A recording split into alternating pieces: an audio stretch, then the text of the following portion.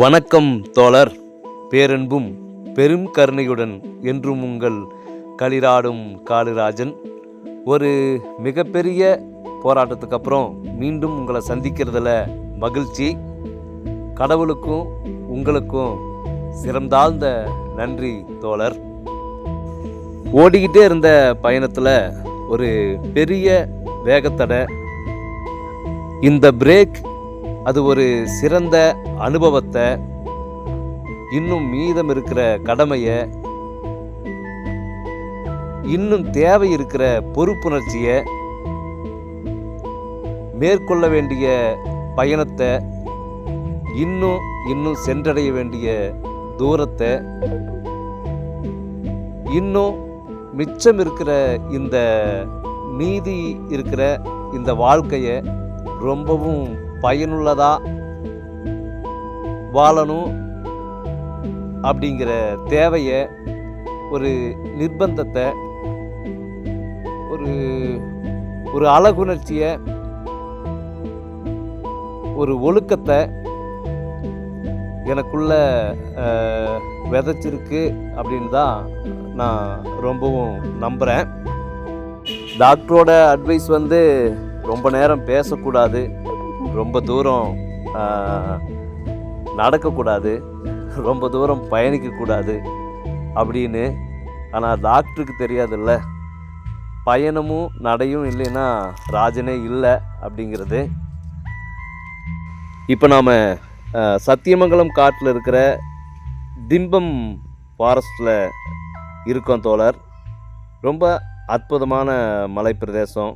இங்கே ஒரு டீ கடையில் கிடைக்கிற சூடான முறுக்கு, சூடான ராகி வடை, நல்ல திக்கான டீ, அற்புதமான காலை உணவு. இந்த குளிருக்கும் இந்த தோசை, அப்புறம் இங்கே கிடைக்கிற இந்த சாம்பார் சட்னியெல்லாம் ரொம்ப நல்லாவே இருந்தது, நல்லாவே இருக்கும். அப்புறம் இந்த டீ பற்றி சொல்லி ஆகணும். நான் சில நேரங்களில் இந்த டீ குடிக்கிறதுக்காகவே கிட்டத்தட்ட ஒரு 60-70 கிலோமீட்ரு என்னோடய பைக் எடுத்துகிட்டு இந்த 27 கொண்டை ஊசி வளைவை ஏறி வருவேன். அது ரொம்ப எனக்கு பிடிக்கும். இப்போ நாம் திம்பம் தாண்டி தலைமலை ஃபாரஸ்ட்டில் இருக்கிற ஃபார்ம் ஹவுஸில் இருக்கோம் தோழர். இந்த இடத்த பற்றி சொல்லியே ஆகணும். ரொம்ப அற்புதமான குறிப்பிடத்தக்க மலை பிரதேசம் இது.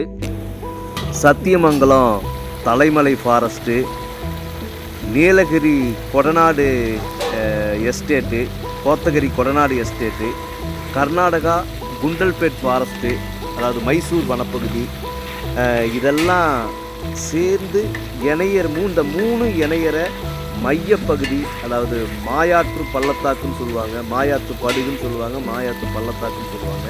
ஸோ அதுக்கு மாயாற்று பள்ளத்தாக்குக்கும் வடக்கு பகுதியில் நாம் இருக்கிறோம். அதுக்கு நேர் எதிரில் ஜெயலலிதாவோட கொடைநேர எஸ்டேட் ரொம்ப பக்கத்தில் தெரியும். ரொம்ப முக்கியமான கணவாய்ங்க அது. ரொம்ப ஈரக்காற்று ரொம்ப இருக்கும்.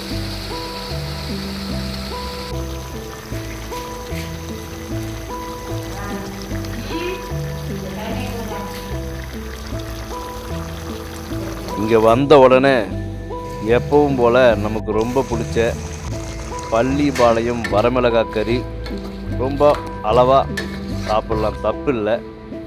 அது கூட பச்சைப்புளி ரசம்ங்க, பச்சைப்புளி ரசம்.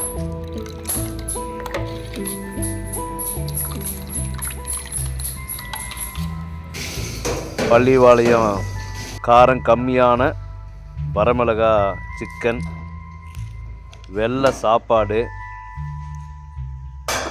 இந்த ஏரியா ரொம்ப ஏப்ரல் மேனாலும் ஒரு வெய்ய காலம் மாதிரியே தெரியலிங்க. ரொம்ப இதமான குளிர். அது மதியத்துக்கு இந்த மாதிரி சாப்பாடு, கொஞ்சம் பள்ளிப்பாளையம் கோழிக்கறி ரசத்தோட ஒரு அற்புதமான மதிய உணவுங்க.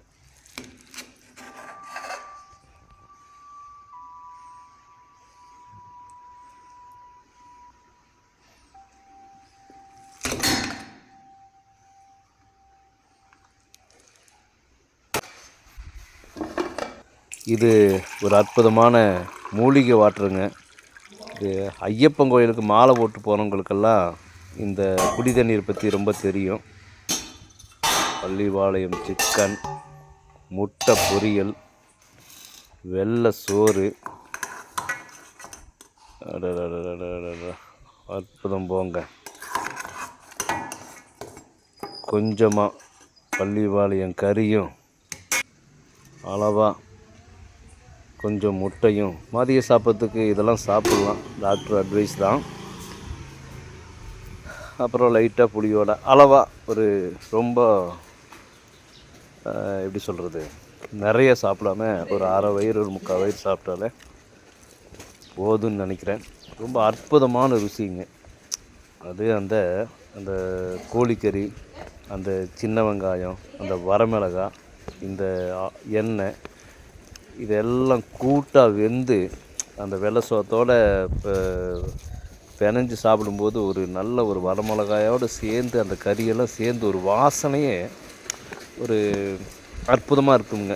இந்த இந்த இந்த சில இடங்களில் இதுக்கு நிறைய பேர் இருக்கும். சிக்கன் சிந்தாமணிம்பாங்க, பள்ளி வாழையம்பாங்க, வரமிளகா கறிம்பாங்க. ரொம்ப நல்லா இருக்குங்க. இதை சாப்பிட்டதுக்கப்புறம் ரசத்தோட தொட்டுக்க இதே சிக்கனை கொஞ்சம் வச்சுட்டு சாப்பிடும்போது இன்னும் ரொம்ப சூப்பராக இருக்குங்க. எங்கள் இந்த கொங்கு பெல்ட்டில் வந்து இது ரொம்ப பரிச்சயமுங்க. ரொம்ப அற்புதமான மதிய சாப்பாடு. அதுவும் தலமலை ஃபாரஸ்ட்டில் இந்த மாதிரியான ஒரு குளிர் பிரதேசத்தில் ஒரு ரம்மியமான சூழலில் ஒரு அமைதியான இடத்துல இந்த மாதிரி உணவோட ஒரு நிம்மதியான இருத்தல் வந்து எல்லாருக்குமே ரொம்ப தேவை. சில நேரங்களில் ரொம்ப தேவைன்னு நம்புகிறேன் நான். இதுதான் தலமலை ஃபாரஸ்ட்டுங்க. எதிர்த்தாப்புல தெரியுது. இதுதான் கொடநாடு வியூ பாயிண்ட். ஆப்போசிட்டில் மங்களாக தெரியுது பார்த்தீங்களா, இதுதான் கொடநாடு வியூ பாயிண்ட்டு. இதெல்லாம் ஃபுல்லாக புலிகள் காப்பகம்ங்க.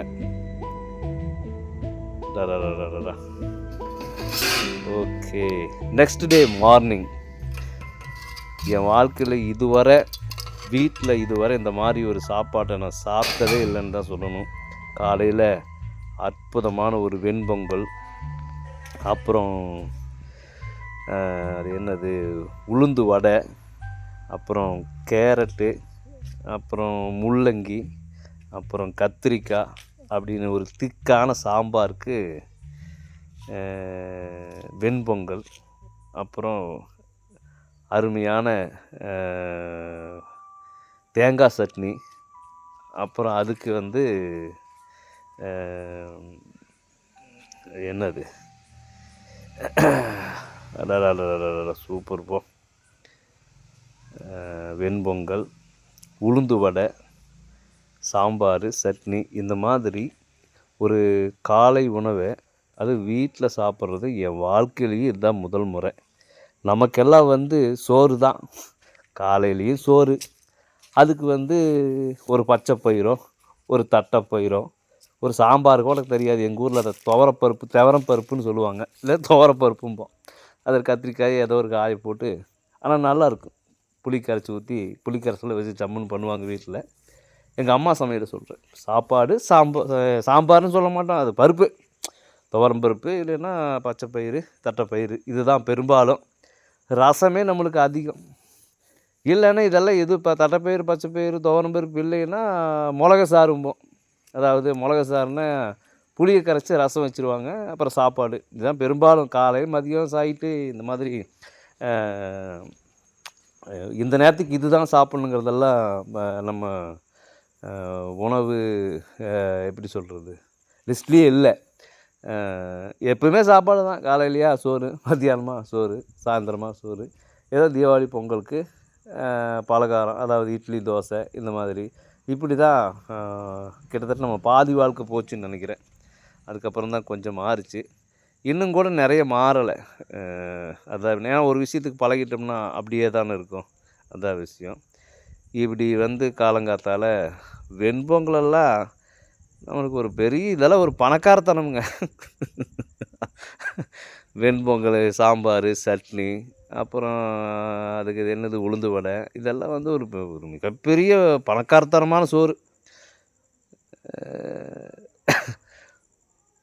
இந்த மாதிரி எல்லாம் நம்மளுக்கு காலங்காத்தால் கொஞ்சம் ரொம்ப அதிகம்தான்னு வைங்களேன். இதெல்லாம் சாப்பிட்டு பரிச்சயமே இல்லை. உண்மையை சொல்கிறதுக்கு ஒன்றும் கூச்சமெல்லாம் கிடையாது. உண்மை தானே? ஆமாம். இது எப்பயாவது கிடைக்கும்போது சாப்பிட்டு பார்த்துக்க வேண்டியதுதான், அவ்வளவுதான். இதை மறுபடியும் கிடைக்கும்னாலாம் எதிர்பார்க்கக்கூடாது. ஆனால் அற்புதம். அருமை அருமை அருமை. சூப்பர் போங்க.